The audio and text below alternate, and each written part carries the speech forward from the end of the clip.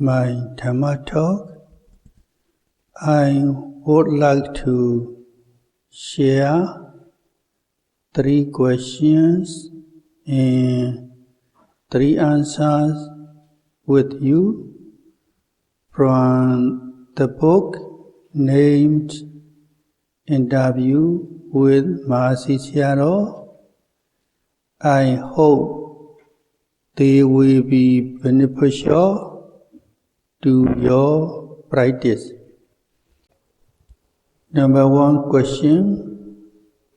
The Venerable Mahasi Sayadaw, what does it mean by the word noting?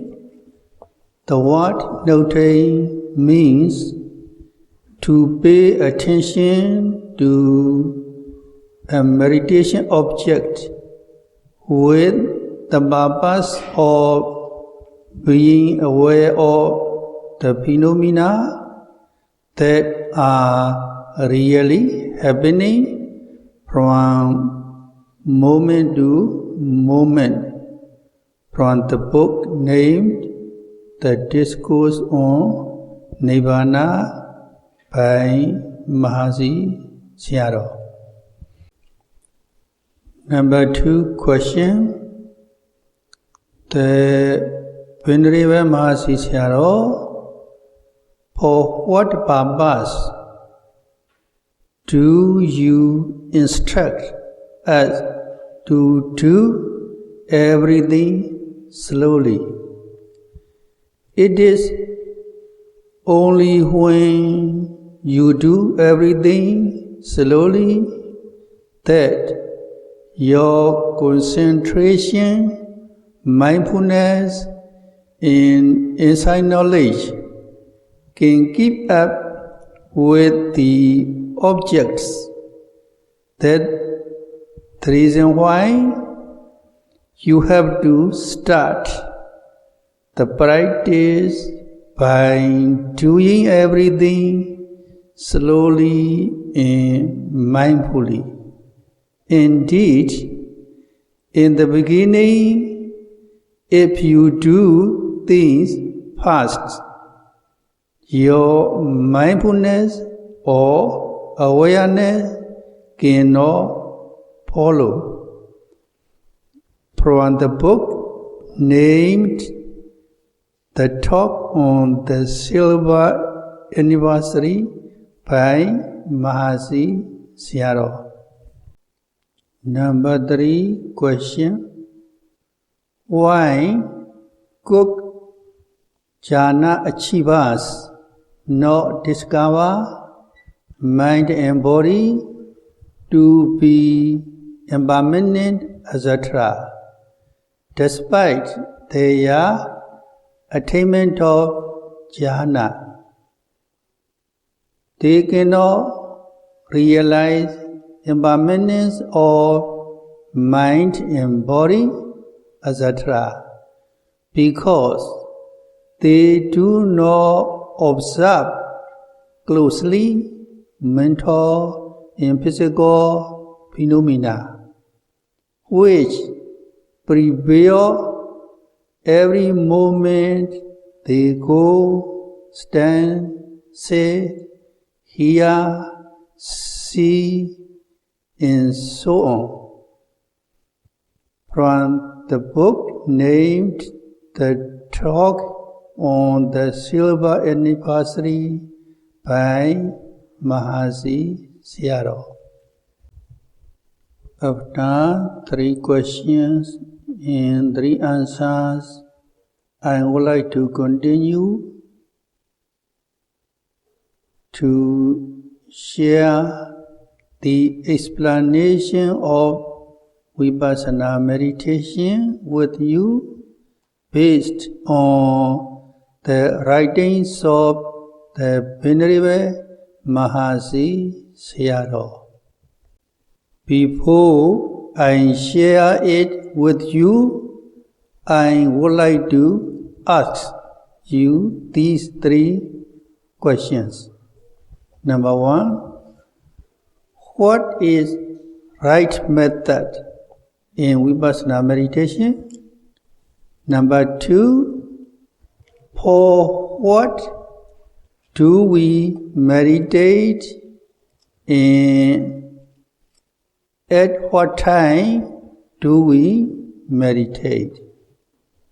Number 3, how long do we have to meditate to understand impermanence, suffering, and non-self? Mahasi Sayadaw gave the answers of these 3 questions very completely. If you listen carefully to it, you will get the answers. Mahasi Sayadaw explained about Vipassana meditation as follows. When you meditate, you have to meditate with a method. Only the right method can bring about insight knowledge.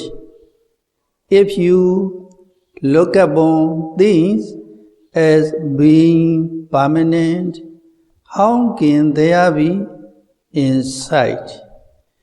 If you look upon them as being good, beautiful, as soul, as ego, how can there be insight?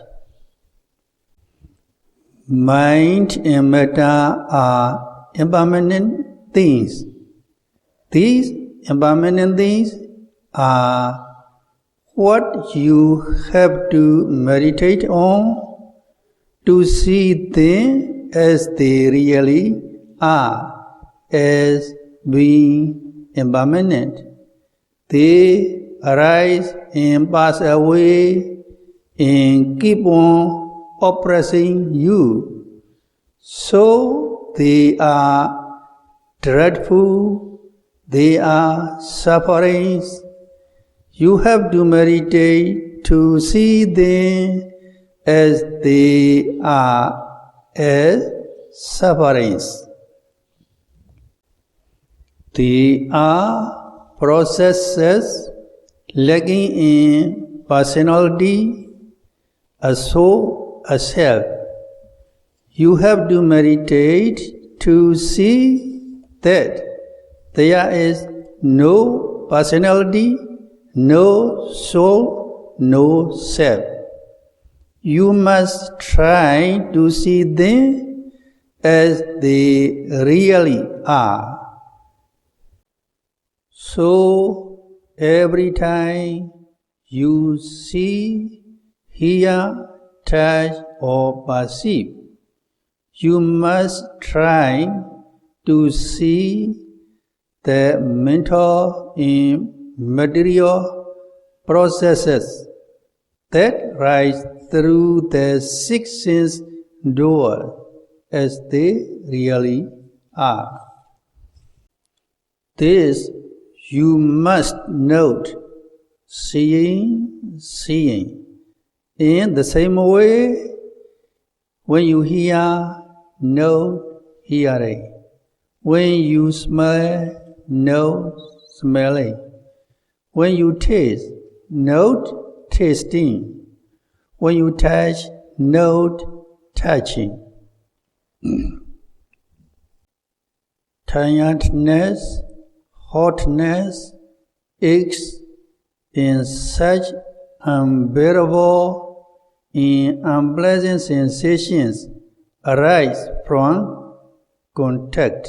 To observe them, tiredness, hot, pain, and so on. Thoughts, ideas may also turn up. Note them.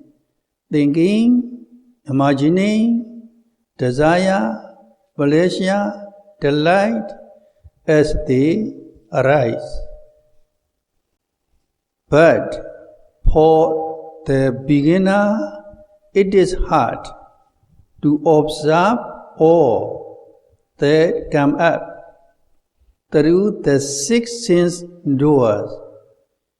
He must begin with just a few. You may meditate like this when you breathe in and out, the way the abdomen moves. Rising and falling is especially conspicuous. You begin observing this movement. The movement of rising you observe as rising. The movement of falling you observe as falling. This observation of rising and falling is part of the lingo of the scriptures. People who are not used to meditation and practice speak of it in contempt. This rising and falling business has nothing to do with the scriptures. It is nothing. Well, they may think it is nothing because it is not done up in scriptural language. In essence, however, it is something real. The rising is real. The falling is real. The moving air element is real. We have used the colloquial words rising and falling for the convenience sake. In scriptural terminology, the rising and falling is the air element.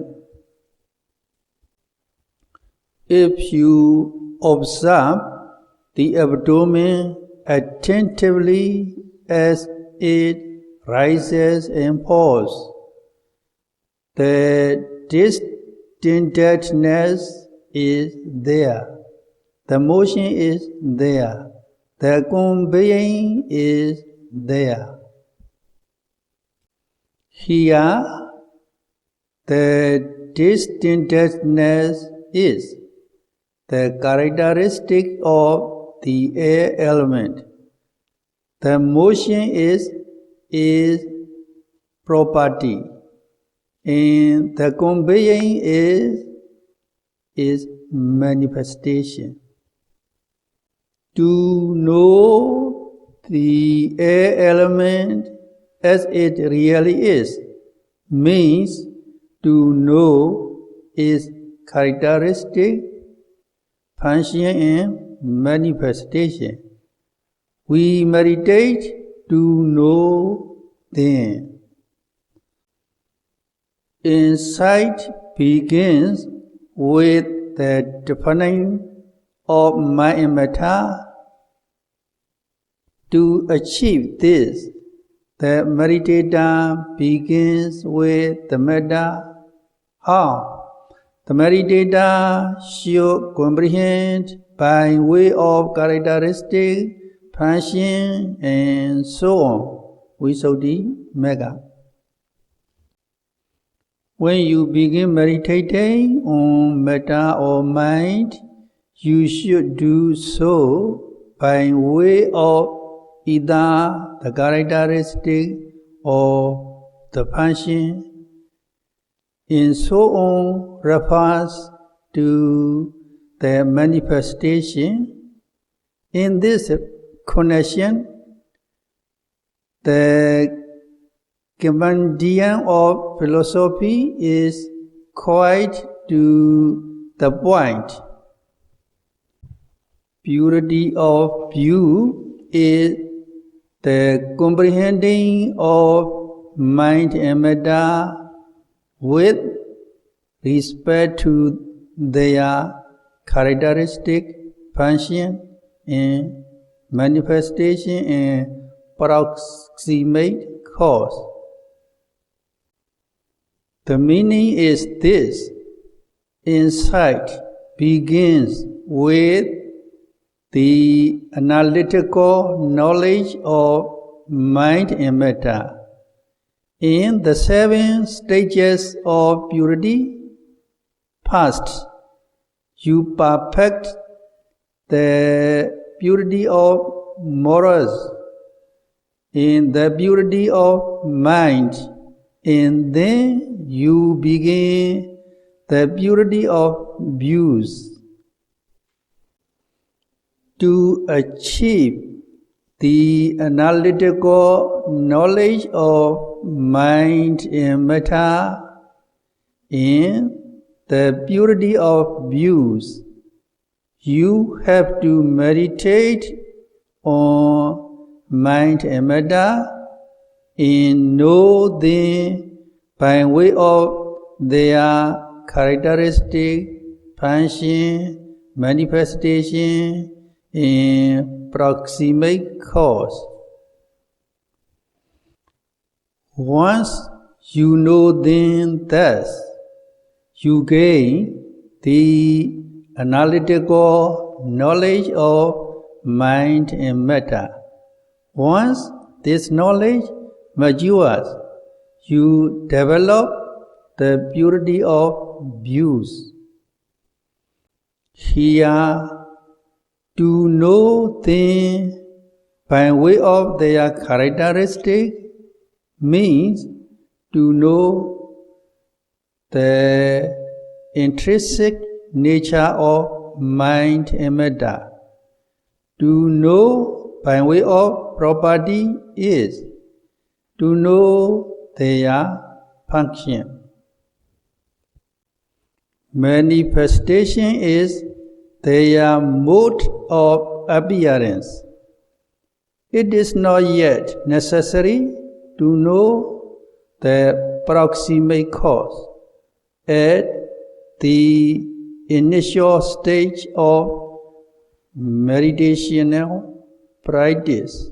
So we will just go on to explain the characteristic, function, and manifestation. In both the path of purity and the compendium of philosophy just quoted, it is not indicated that mind and matter should be meditated on by name, by number, as substance or material particles, or as incessantly coming up processes. It is only shown that they should be meditated on by way of their characteristic, function, and manifestation. One should take careful note of this. If not, one can be led to concepts of names, numbers, particles, or processes. The commentaries say that you should meditate on mind and matter by way of their characteristic, function, and manifestation. And so, when you meditate on the air element, you do so by way of the characteristic, function, and manifestation. What is the characteristic of the air element? It is the characteristic of support. This is its intrinsic nature. The air element is just this. What is the function of the air element? It is moving. What is its manifestation? It is conveying. The manifestation is what appears to the meditator's intellect.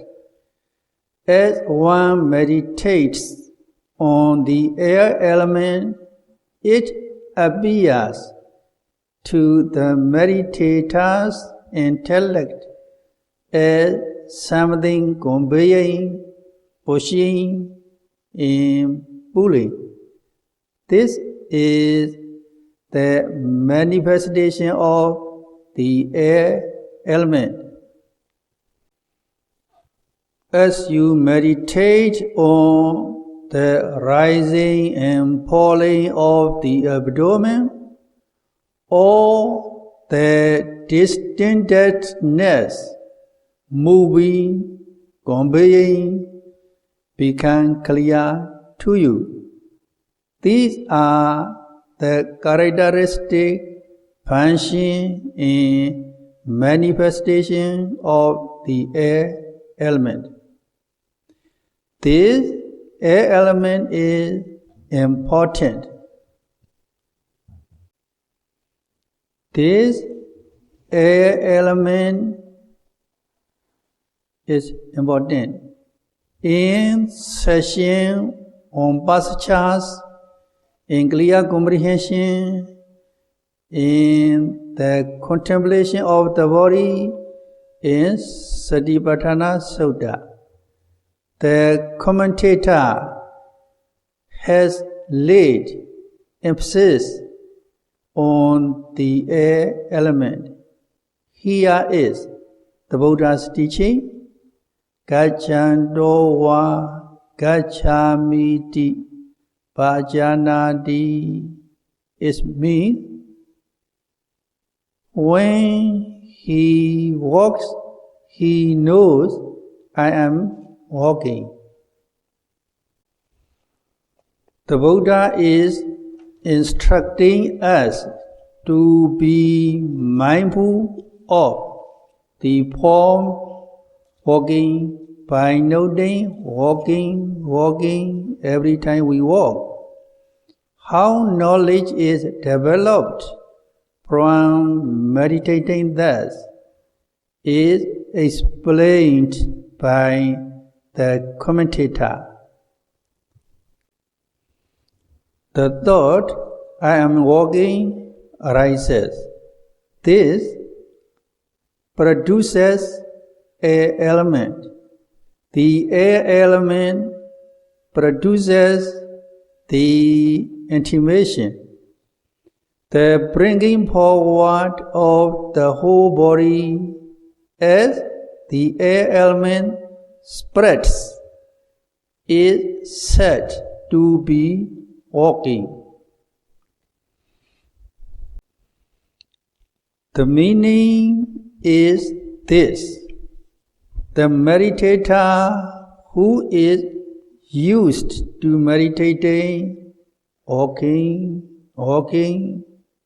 every time he walks, realizes like this: first, the idea I will walk arises.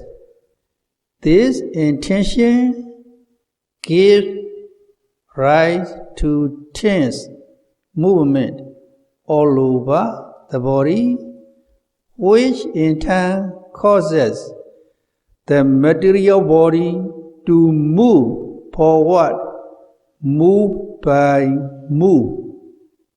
This we say, I walk or he walks.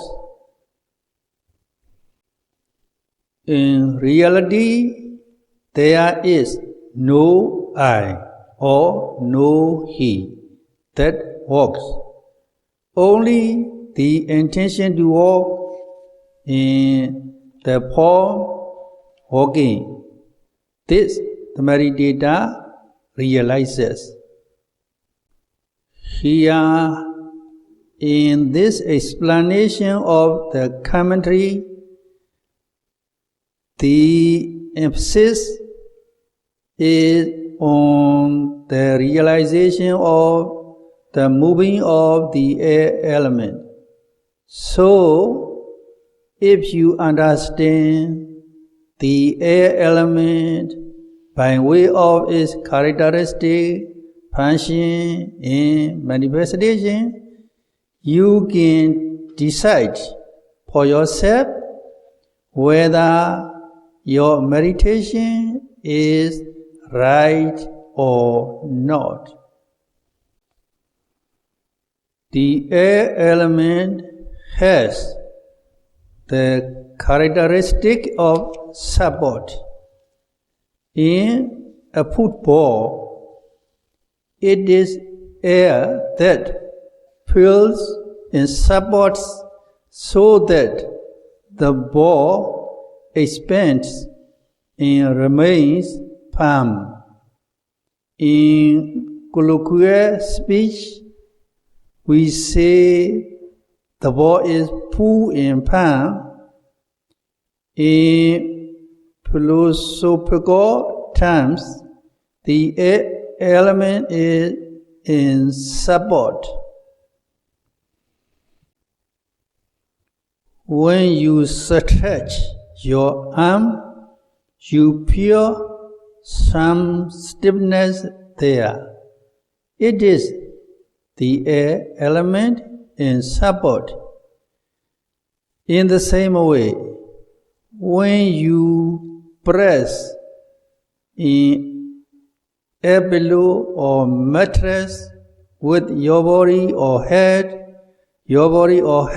will not come down but stay high above. It is because the air element in the pillow or mattress is supporting you. Bricks by your up as the ones below support those above. If the bricks below are not supporting the ones above, we tumble down.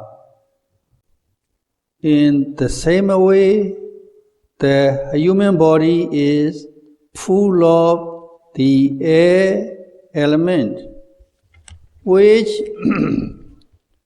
gives support to it so that it can stand stiff and firm. We say firm relatively. If there is something firmer, we will call it legs. If there is something more less, it becomes firm again. Today, the time is up and we continue tomorrow to share Mahasi Sayadaw's explanations about the function of the air element, the manifestation of the air element, etc. Sadhu, sadhu, sadhu.